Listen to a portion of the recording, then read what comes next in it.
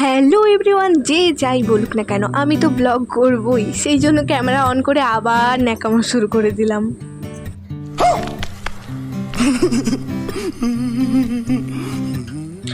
যাই হোক, বাবা স্কুটিতে করে আমি বাড়ি ফিরছিলাম, প্রায় দুপুর 1টা বেজে গেছে।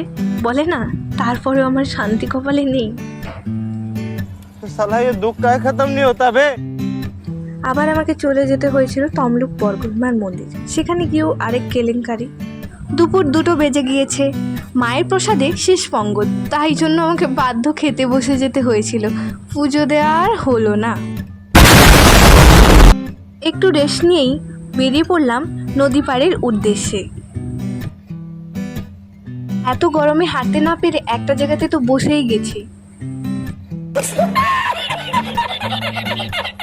যাই হোক, শেষমেশ নদী পাড়ে পৌঁছেই গেছি। সেদিন সবার এত ভাগ্য ভালো, এত সুন্দর নদীর জল এসেছে, কি ভালোই না লাগছে।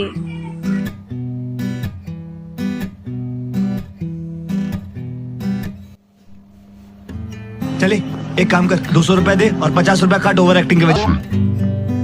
শেষমেশ বাড়ির জন্য রওনা দিলাম। যাই হোক, বাস পেয়ে গেলাম, কিন্তু বাস অনেকটা দেরি করে ছেড়েছে, প্রচণ্ড গরম। শেষে রাজবাড়ি দেখতে দেখতে পৌঁছে গেলাম বাড়ি।